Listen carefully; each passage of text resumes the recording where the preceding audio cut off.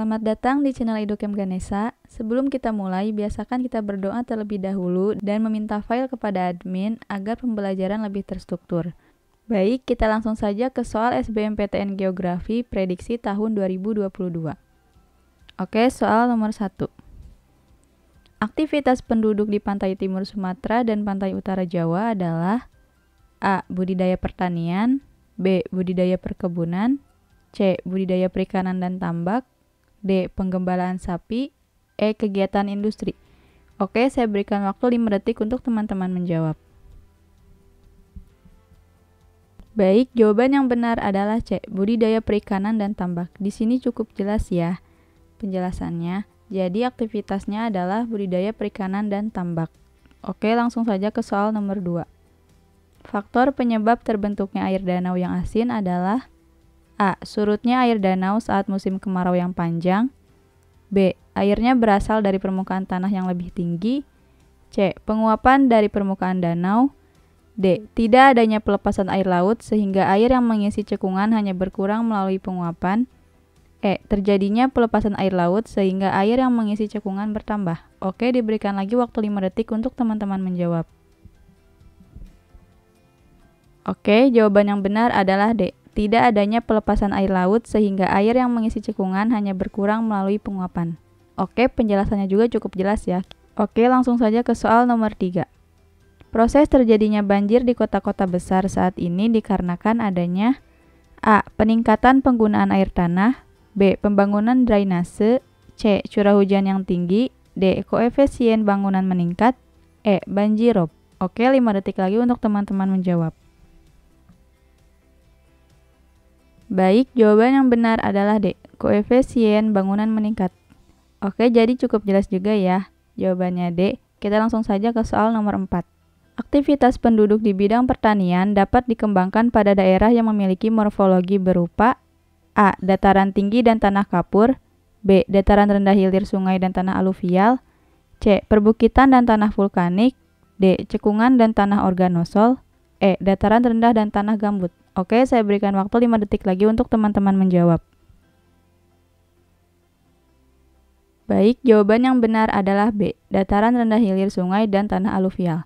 Jadi, aktivitas penduduk di bidang pertanian dapat dikembangkan pada daerah yang memiliki morfologi. Morfologi itu berupa dataran rendah hilir, sungai, dan tanah aluvial. Oke, soal nomor 5.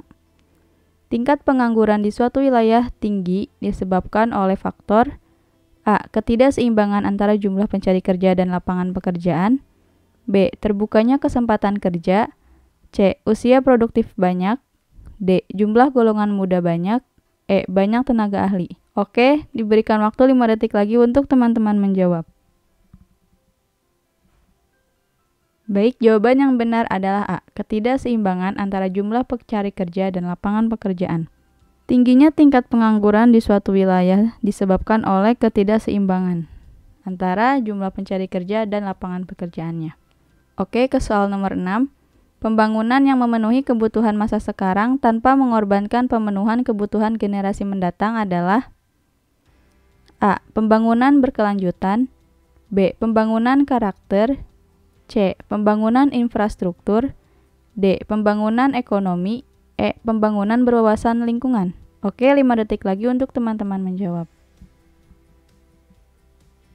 Baik, jawaban yang benar adalah A. Pembangunan berkelanjutan. Karena pembangunan yang memenuhi kebutuhan masa sekarang tanpa mengorbankan pemenuhan kebutuhan generasi mendatang adalah pembangunan berkelanjutan. Prinsip dalam pembangunan berkelanjutan itu terdiri dari 1.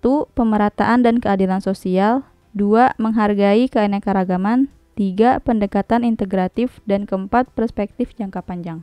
Oke, ke soal nomor 7. Unsur pola dalam interpretasi citra digunakan untuk mengidentifikasi perbedaan objek yang berupa A. Hutan campuran dan hutan jati, B. Permukiman dan hutan mangrove, C. Hutan mangrove dan perkebunan, D. Areal pesawahan dan hutan jati, E. Perkebunan dan hutan campuran. Oke, diberikan lagi waktu 5 detik untuk teman-teman menjawab. Baik, jawaban yang benar adalah A. Hutan campuran dan hutan jati. Jadi, unsur pola dalam interpretasi citra itu digunakan untuk mengidentifikasikan perbedaan antara objek yang berupa hutan campuran dan hutan jati. Oke, soal nomor 8. Indonesia diprediksi akan memiliki mayoritas penduduk produktif pada tahun 2030. Dampak positif dari fenomena tersebut adalah A. Ledakan penduduk, B. Bonus demografi, C. Angka beban ketergantungan tinggi, D. Pengangguran meningkat, E. Lapangan kerja bertambah. Oke, 5 detik lagi untuk teman-teman menjawab. Baik, jawaban yang benar adalah B. Bonus demografi.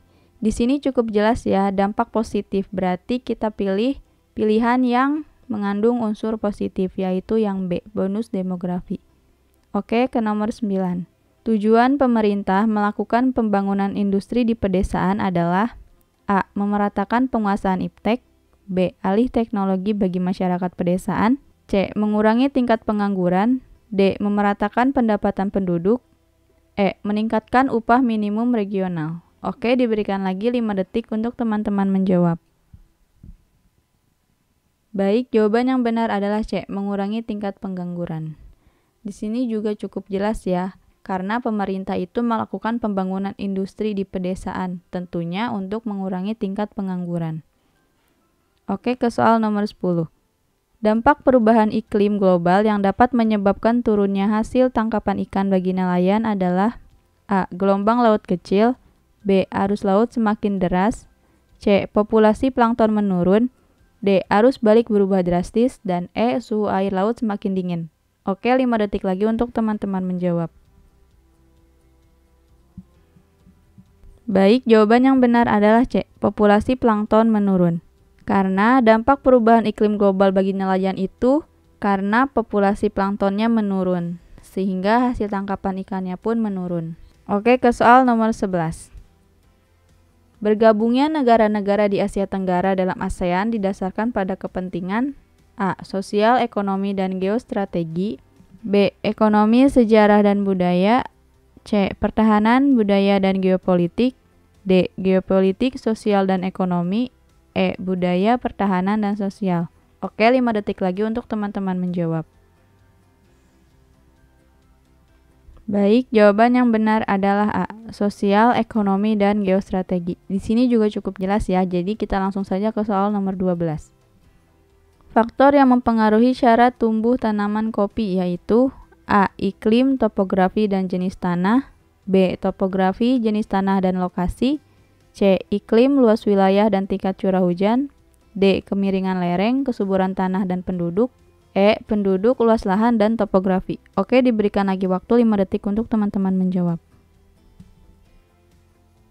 Oke, jawaban yang benar adalah A. Iklim, topografi, dan jenis tanah. Jadi, syarat tumbuh kopi itu memang ada 3, yaitu iklim, topografi, dan jenis tanah. Oke, langsung saja ke soal nomor 13.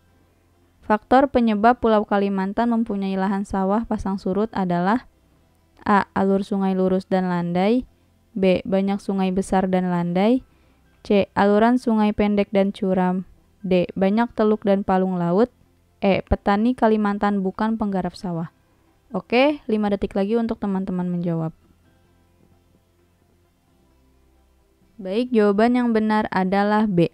Jadi, faktor penyebab Pulau Kalimantan itu mempunyai lahan sawah yang pasang surut adalah banyak sungai besar dan landai. Oke, soal nomor 14.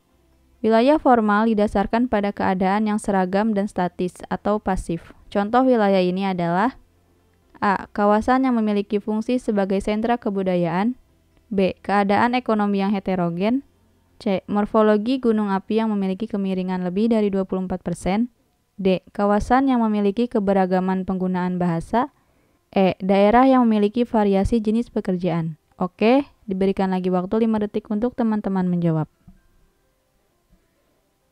Baik, jawaban yang benar adalah C. Jadi, contoh dari wilayah formal yaitu morfologi gunung api yang memiliki kemiringan lereng lebih dari 24%. Hal ini dikarenakan wilayah tersebut menggambarkan suatu keseragaman dan keadaan statis atau pasif sebagai ciri wilayah formal.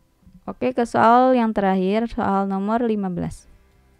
Pesisir barat Sumatera lebih berisiko bencana tsunami dibandingkan pesisir timur Sumatera dikarenakan A. Berupa dataran rendah, B. Berupa rawa-rawa. C. Bermorfologi dataran tinggi. D. Berhadapan dengan zona subduksi. E. Sejajar dengan sesar semangko. Oke, saya berikan waktu 5 detik lagi untuk teman-teman menjawab. Baik, jawaban yang benar adalah D. Berhadapan dengan zona subduksi. Karena pesisir barat Sumatera itu cenderung berisiko mengalami gempa bumi dan bencana tsunami, sehingga jenis floranya berbeda karena merupakan kawasan yang mengalami subduksi antara lempeng Indo-Australia dengan lempeng Eurasia. Oke, sekian pembahasan soal BMPTN Geografi Prediksi tahun 2022. Jangan lupa subscribe, komen, dan like. Jika video ini bermanfaat, teman-teman share sebanyak-banyaknya ya. Sampai jumpa di video selanjutnya.